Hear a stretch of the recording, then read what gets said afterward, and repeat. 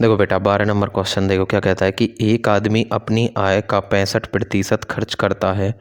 इसकी आय में 20% की वृद्धि होती है और उसके खर्च में कितनी 10% की वृद्धि होती है। उसकी बचत में कितने प्रतिशत की वृद्धि हुई। ये क्या है, इनकम है। ये क्या है, एक्सपेंडिचर है। ये क्या है, सेविंग, खर्च है। ठीक है, ये क्या, 100 रुपये अगर उसकी इनकम है, 65 अगर खर्च करता है तो बचाता कितना है, 35 बचाता है। अगर आय में कितनी 20% की वृद्धि हो जाए, ठीक है, और खर्च में कितने की वृद्धि बोल रहा है, 10% की वृद्धि। खर्च है कितना, 65, इसका 10% निकाल दो। ठीक है, तो कितना आ जाएगा, 6.5। खर्च में कितनी वृद्धि हुई है, 6.5 की। अब 20 रुपये इनकम है, 6.5 उसका खर्च है, तो बचाता कितना होगा, 13.5। यानी सेविंग में कितनी इंक्रीजमेंट है, 13.5। यानी 13.5 है, कितने पर है, 35 पर, और गुना में कितना है, 100। 10 मतलब हटाएंगे, 10, 10 से 0, 5 से 5 सत्ते 35, 5 से 5 दूनी 10, 5 दूनी 10 और 5 सत्ते 35, कितना हो जाएगा, 270/7। 7 से काटो, 7 तिया 21, बच गया 6, 0, 7 8 56, यानी 38। अब 38 देखो किस ऑप्शन में, 38 आपके बी ऑप्शन में, यानी ये बिल्कुल आपका सत्य है। देखो बेटा 13 नंबर क्वेश्चन देखो क्या कहता है कि पी और क्यू किसी काम को कितने में, 14 दिनों में कर सकते हैं। क्यू और आर किसी काम को 21 दिन में कर सकते हैं। पी है आर की तुलना में दोगुना कार्मिक है, तो क्यू अकेला उस काम को कितने दिनों में करेगा। ठीक है, ये पी है, ये क्यू है, ये काम को मिलकर कितने में, 14 दिन में। ठीक है, और दूसरा कौन सा है, ये क्यू है प्लस में आर है, ये काम को मिलकर कितने, 21 दिन में करते हैं। इनका एलसीएम कितना आ जाएगा, 42। 14 तिया 42 और 21 दूनी 42। जो ये पी है और ये आर है, यानी जो पी है वो आर की तुलना में दोगुना कार्मिक है। यदि आर एक काम करेगा तो पी कितना काम करेगा, 2 काम करेगा।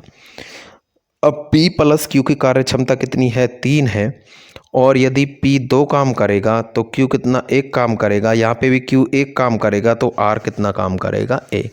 क्वेश्चन क्या कहता है कि Q अकेला काम को कितने दिनों में करेगा। अब Q की कार्य क्षमता कितनी निकल के आई है, 1, और काम कितना, 42। 42 काम को 1 की कार्य क्षमता से अगर Q करेगा तो कितने समय लेगा, 42 दिन। कितने लेगा, 42 दिन। और यही आपका क्या सत्य है, तो ए ऑप्शन आपका करेक्ट उत्तर है। देखो 14 नंबर करो 14 नंबर पढ़ो एक बार। 14 नंबर क्या कहता है अच्छे से, कि राजकुमार अपनी घड़ी 5% की छूट पर बेचने का निर्णय लेता है। यद्यपि उसका भाई उससे इसे खरीदता है और 8% की छूट प्राप्त करता है। इसके परिणाम स्वरूप राजकुमार को लाभ में 45% की हानि होती है। घड़ी का अंकित मूल्य ज्ञात कीजिए। देखो हम मान लेते हैं कि जो राजकुमार ने घड़ी का अंकित मूल्य 100 है। अगर कोई और कस्टमर आता तो 100 की चीज़ में वे 5 की छूट देके कितने में देता, 95। लेकिन जब उसका भाई आ गया तो उसने किसने की छूट दी, इसे 8% की छूट दी। यानी उसने 100 की घड़ी कितने में बेच दी, अपने भाई को 92 में। तो इस प्रकार उसको कितने की हानि हुई, उसे 3 की हानि हुई। और पैसों में कितनी हानि हो रही है, 45 रुपये की। और 1 यूनिट का मान कितना हो जाएगा, भाग करो 45 को 3 से तो 15। और अंकित मूल्य पूछा, अंकित मूल्य कितना है, 100। तो कितना हो जाएगा, 15 गुना में 100, तो बराबर कितना हो जाएगा लाडले, 1500। तो आंसर कितना आया आपका, 1500। तो सी ऑप्शन है आपका बिल्कुल करेक्ट उत्तर है। पढ़ो 15वें क्वेश्चन पढ़ो, ध्यान से पढ़ो। 15वां क्वेश्चन क्या कहता है, ठीक है। 15वां क्वेश्चन क्या है कि रवि नमक 16 रुपये प्रति किलोग्राम में खरीदता है और 18 रुपये प्रति किलोग्राम में बेचता है। वह 1000 ग्राम के बजाय 900 ग्राम वजन का भी उपयोग करता है। रवि का वास्तविक लाभ ज्ञात कीजिए। ठीक है भाई, क्या है कि रवि को दुकानदार है, वो बाजार जाता है, 1000 ग्राम चीज़ लेके आता है, कितने रुपए में लेके आता है, 16 रुपये में लेके आता है। ठीक है, ये तो खरीद कर ले आया। ठीक है, इसको सीपी मान लो। और जब बेचता है वो एसपी, तो क्या करता है बेचते समय कि वो 900 ग्राम चीज़ बेचता है बेईमानी से, और उसके पैसे कितने लेता है, 18 रुपये लेता है। एक बात याद रख लो कि ये दुकानदार की दुकान है, जितना सामान वो लाएगा और जब तक वो सामान पूरा उसकी दुकान से बिक नहीं जाएगा आप उसका प्रॉफिट लॉस कैलकुलेट नहीं कर सकते। इसी केस में देखो कि ये क्या है कि वो 1000 ग्राम लेके आता है और 900 ग्राम वो बेच रहा है, तो आपको क्या है बराबर करना है। यहाँ कितने से मल्टीप्लाई कर दो, इधर 9 से मल्टीप्लाई, जब यहाँ होगा तो यहाँ भी 9 से, और यहाँ नीचे 10 से मल्टीप्लाई, और यहाँ भी कितने से मल्टीप्लाई 10 से। तो कितना हो जाएगा 16 नम्मा कितना हो जाएगा 144, और यहाँ करोगे तो कितना हो जाएगा 18 दही के 180। तो 180 में से अगर 144 घटाएंगे तो कितना बचेगा 36, यानी 36 का प्रॉफिट हुआ है कितने से हुआ है 144 से, और गुना में कितना हो जाएगा 100। 12 से 12 तिया 36 और 12 12 कितना होता है 144। 3 से 3 एकम 3 और 3 चौक 12, और 4 से काटेंगे तो 4 कितना हो जाएगा 25 बार। ठीक है, तो सही आंसर आपका क्या है 25, यानी जो बी उत्तर है आपका करेक्ट उत्तर है। देखो बेटा 16 नंबर क्वेश्चन देखो, अच्छा है कार्य समय का, कि पुरुषों का एक समूह कार्य को कितने में 20 दिनों में पूरा करने के लिए प्रतिबद्ध है। ठीक है, काम कितने में 40 दिनों में पूरा किया गया, क्योंकि 5 कर्मचारी काम पर नहीं आए थे। उन पुरुषों की संख्या निर्धारित कीजिए जो मूल रूप से काम करने के लिए सहमत हुए थे, यानी पहले जब काम कितने में 20 दिन में। अब देखो एक बात आपको क्लियर दिखाई दे रही होगी क्वेश्चन में कि क्या है कि पहले समय कितना था 20 दिन, अब समय कितना हुआ है आपका 40 दिन, यानी समय कितना हुआ आपका दुगना हुआ है। तो उसी प्रकार कर्मचारियों की संख्या भी पहले, भाई देखो अब पहले के लिए कर्मचारियों की संख्या कितनी करनी पड़ेगी दुगनी। कैसे देखो, यानी पहले देखो क्या था कि समय कितना था 20 दिन, अब समय कितना है 40 दिन। इनका अनुपात निकालेंगे तो 20 एकम 20, 20 दूनी 40, 1:2। ये किसका रेशो है, टाइम का रेशो है। इसका उल्टा कर दो, 2:1 कर दो। ठीक है, ये कितना इफिशियंसी मान लो कार्य क्षमता की। ठीक है, कार्य क्षमता जब कार्य क्षमता यानी एक, यानी कितने 5 आदमी आते थे, 5 आदमी, यानी 1 यूनिट कितने के 5 आदमी की, तो 2 यूनिट 5, 2 गुना 5 बराबर कितना हो जाएगा 10। तो बी ऑप्शन आपका क्या है करेक्ट आंसर है। ठीक है, करो बेटा 17वें नंबर क्वेश्चन पढ़ो 2 बार। क्या कहता है कि 17वां क्वेश्चन की 16 और 40 के तृतीय अनुपाती और 10 और 40 के बीच के मध्य अनुपाती का अनुपात ज्ञात कीजिए। ठीक है, तृतीय अनुपाती क्या होता है कि बी स्क्वायर बटे में ए, और मध्य अनुपाती क्या होता है रूट ए इंटू बी। अब बी ये तो हो गया बी और ये हो गया ए, इसी प्रकार इस केस में ये तो हो गया क्या हो गया बी और ये क्या है 10 क्या है मेरे पास ए है। तो बी स्क्वायर यानी कितना हो जाएगा 40 का स्क्वायर 40 गुना 40 बटे में ए कितना है 16 है। इस अनुपात ये क्या है अनुपात अंडर रूट ये कितना हो जाएगा 10 गुना में कितना हो जाएगा 40। कैलकुलेट करो 4 से 4 चौक 16, यहाँ पे कितना 10 बचेगा, 4 से ये 10 और 10 की गुना 10 से करेंगे तो 100 अनुपात। ठीक है, तो ये कितना हो जाएगा आपका 100 गुना 4 कितना हो जाएगा 400, रूट 400 का मान कितना होता है 20। अब 20 एकम 20 और 20 पंजे 100, तो तृतीय अनुपाती और मध्य अनुपाती के बीच का जो अनुपात होगा वो कितना होगा बेटा 5:1 होगा। ठीक है, यही क्या है सही उत्तर है। देखो बेटा 18 नंबर क्वेश्चन पढ़ो, क्या कहता है, अच्छा क्वेश्चन है कि महामारी के कारण एक शहर की जनसंख्या 2% की दर से घटती है। यदि शहर की वर्तमान जनसंख्या 45,000 है तो 2 वर्ष बाद इसकी कुल जनसंख्या क्या होगी। देखो वर्तमान में उसकी जनसंख्या कितनी है 45,000 है। अब क्या कि हर वर्ष उसकी 2% घटती है, तो पहले साल कितनी रह जाएगी 98/100, उससे अगली साल कितनी रह जाएगी 98/100। ठीक है, 2 0 से 2 0 कट गया, 1 0 से 1 0 कट गया। ठीक है, अब 2 से आप 5 से 5 दूनी 10, 5 से 5 नाम 45, 2 से 2 चौक 8 और 2 नाम 18, यानी जो आंसर आएगा वो याद कर लो। अब आप आंसर किससे आएगा 49 गुना 98, 98 गुना 9 से, यानी जो उत्तर आएगा वो हमेशा किसका मल्टीपल होगा 9 का मल्टीपल होगा। यानी जो इन चारों ऑप्शनों में से जो भी उत्तर आपका 9 से भाग होगा वही आपका आंसर होगा। और कोई भी संख्या 9 से कब भाग होती है, जब उस संख्या के अंकों का जोड़ कितने से 9 से भाग हो जाए।